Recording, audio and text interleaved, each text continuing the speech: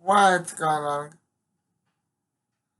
Back at you with another Seahawk video. I tried to do this last night, but when I reviewed it, was I realized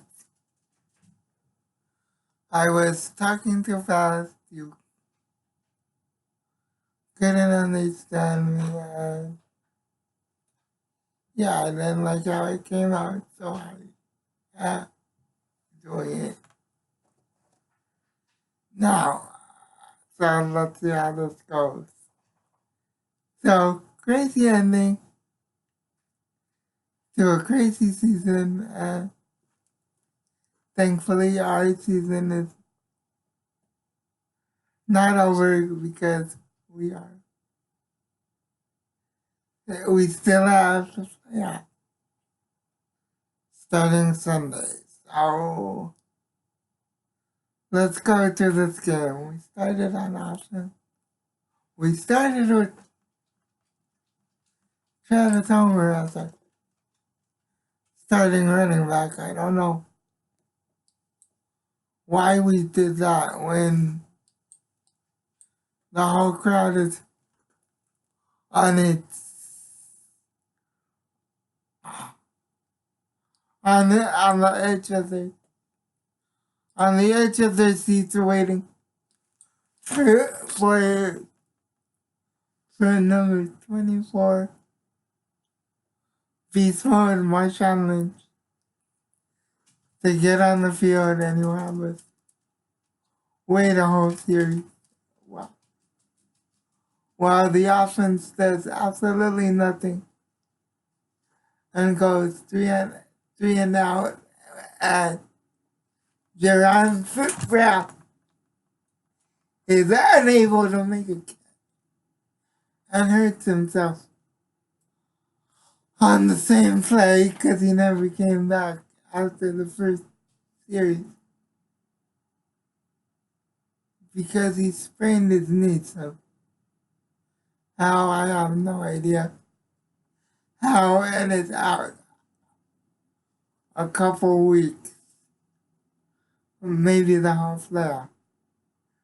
Pete Carroll didn't say that, but he said a couple weeks. I think it's more likely the whole playoff.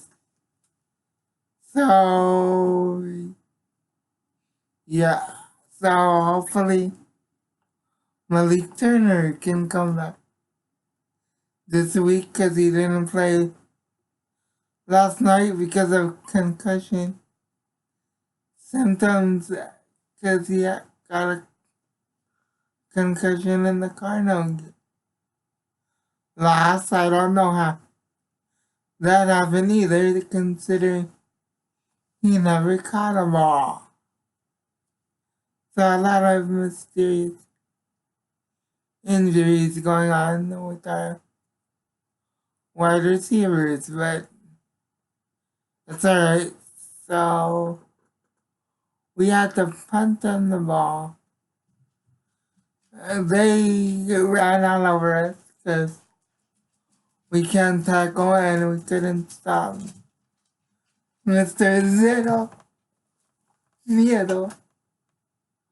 For those of you who watch wrestling, you know what that means. Or for those of you who speak Spanish, you know that means zero fear, which is the sign that George Kittle throws up after making a catch. Every time he stole it from wrestler. Yeah, but we couldn't stop him. We couldn't cover him. And he got them to the inside the 20 where they had to settle for a field goal. We go back on the field. Marshawn Lynch finally gets on the field, and the place loses its mind. You would have thought it was 2010 after the Beastquake. Oh, they were happy to see him, and so was I. And so he gets the ball. He doesn't run. He just jumps into the pile and gets 3 yards, and then comes out for Travis Homer. When we passed the ball, we used Travis Homer. When we ran the ball, we used beast mode. It was that simple. Simple.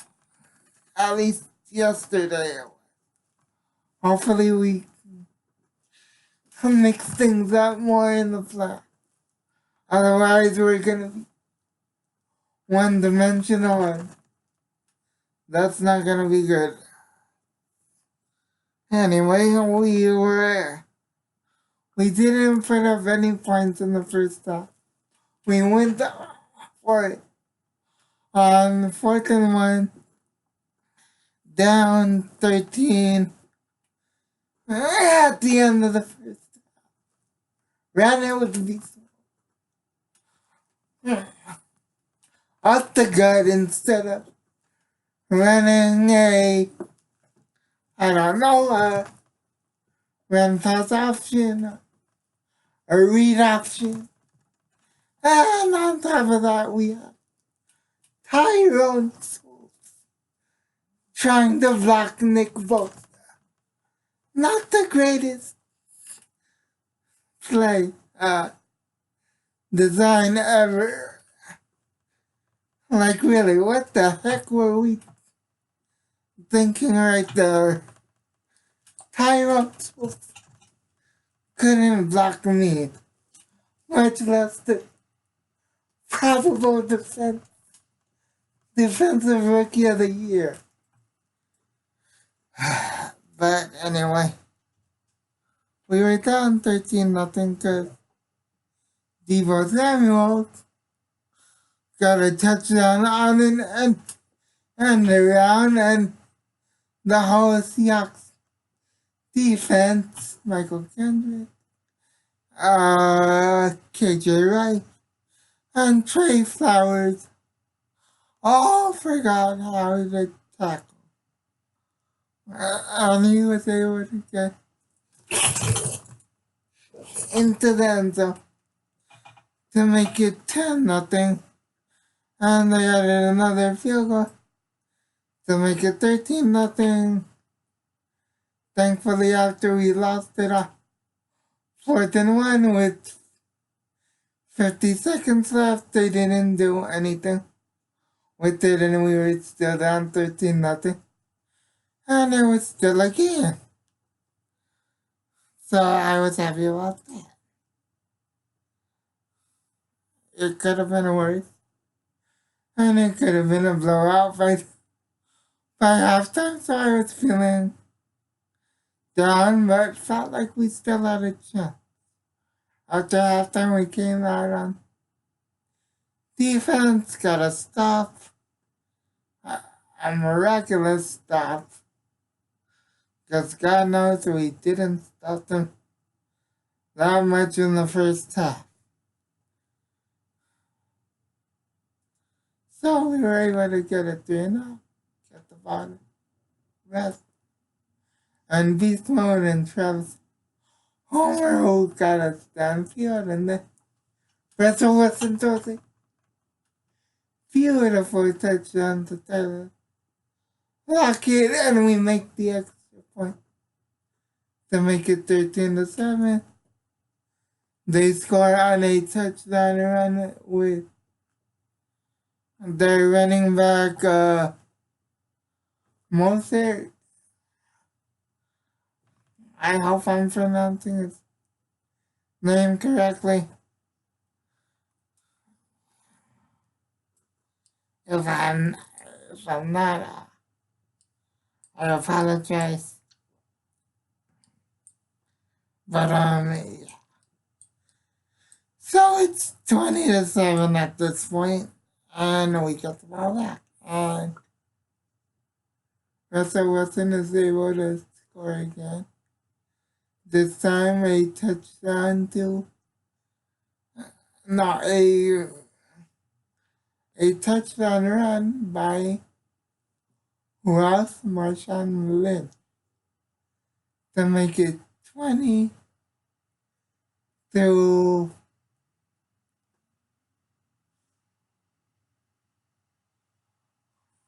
14.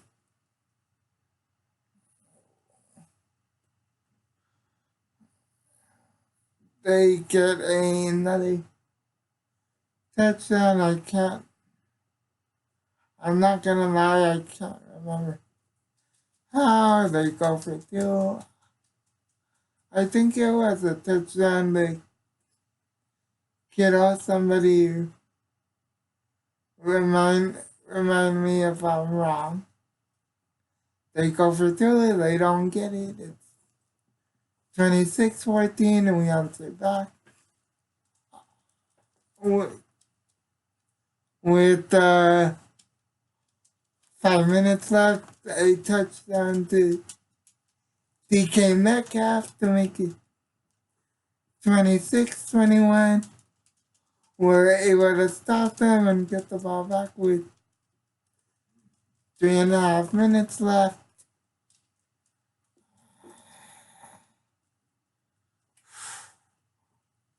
We go downfield. We get it to 4th and 10 inside the 15. We need to get to the 2 to get a first down. It's 4th and 10. We throw it. Ball to Ricky Johnner. Ursula makes the catch at the left yard line and goes down and is able to get the first down with about 30 seconds left. We clock it because at this point we have no timeouts left. And we try to get our goal line offense on the field, but George Fan gets banged up a little. We're worried about it. And we're trying to get the right people on the field. It takes too much time. And we get a delay of game. And we move back. And we can't move back to the 6-yard line. Frustrating delay of game. Because we could have just handed off to beast mode and scored. And we would have had to go for 2 to make it a 3-point game. But who knows what could have happened. But instead, we're at the 6, and I'm thinking, okay, Russ, go get us this win. Go get us this win. So he throws, it's 2nd and goal, he throws a floater to Tyler Lockett in the corner of the end zone. He's lucky it wasn't picked. Then on 3rd down, a controversial play happens where it looks like pass interference.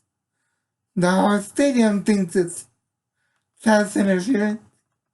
Even the idiots on NBC think it's pass interference. But no flag, no review, no nothing. And I still can't understand why they at least didn't review it. This is what happens when you have refs that are over 50 reffing a game instead of retired playing golf somewhere.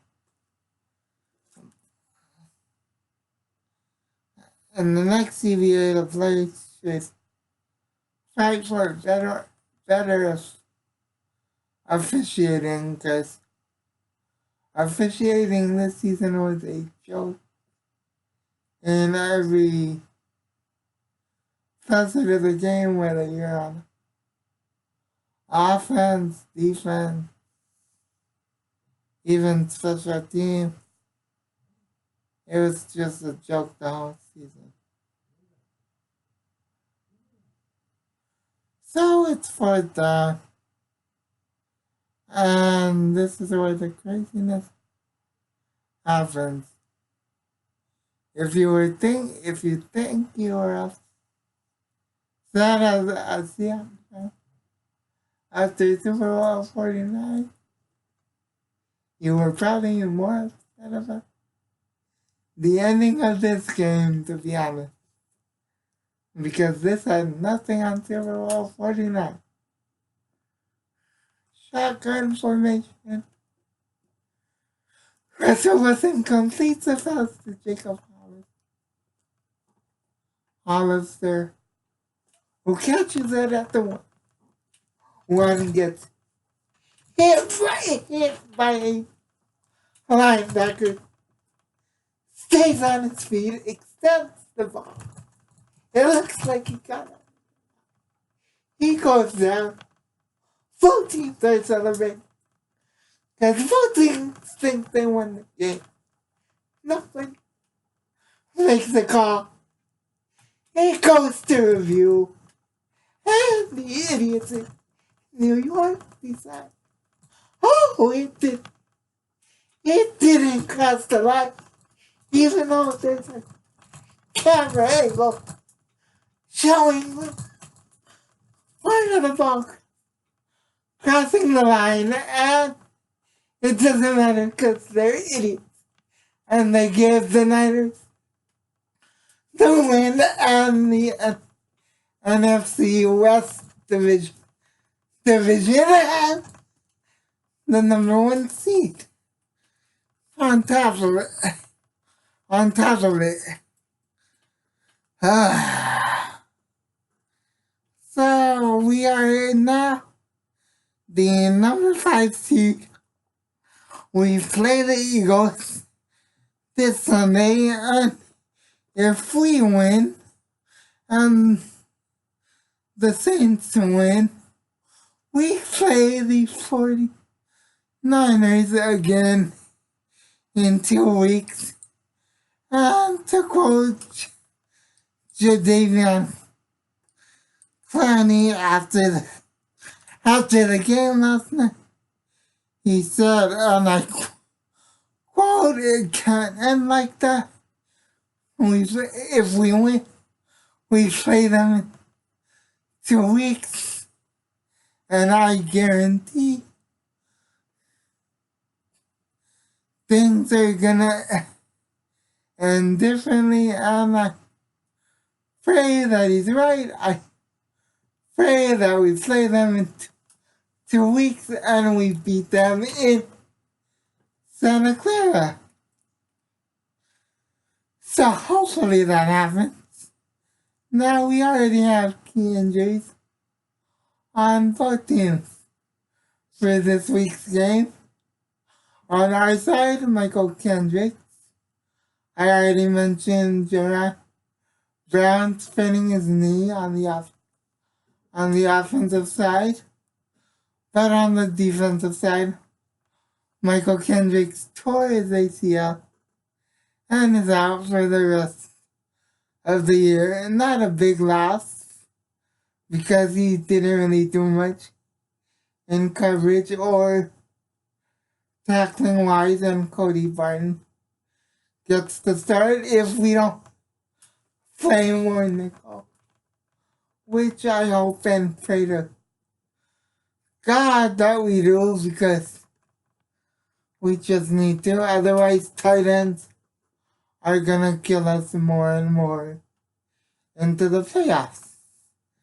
Speaking of tight ends, the Eagles' best tight end, Zach Ertz, is questionable going into this game with a fractured wrist and their best offensive line. Their right guard, Brandon Brooks, who barely played when we played them before having an anxiety attack, is out for the season with an injury of his own. So that helps against us against the Eagles because they will have to play their backup guard and a makeshift line, offensive line. So hopefully we can get pressure on Carson Wentz and his lack of playmakers on offense. Now their defense is what scares me because their defense has picked up ever since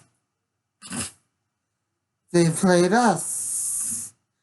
And now I know that the Giants were able to score on them, but they also, the week after, had the Cowboys to 9 points. This is the same Cowboys team who would like us, who didn't use their run game, leaned on their quarterback, and it didn't pay off. So in order to win Sunday, we need to establish our run game.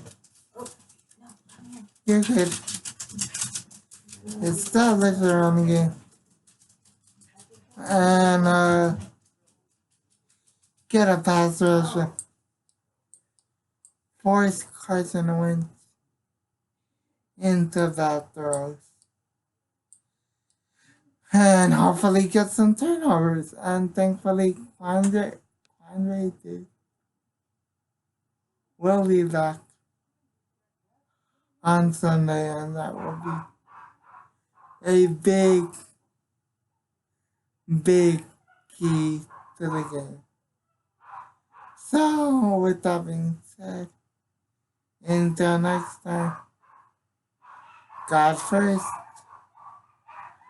God bless, and go Hawks. I'm out.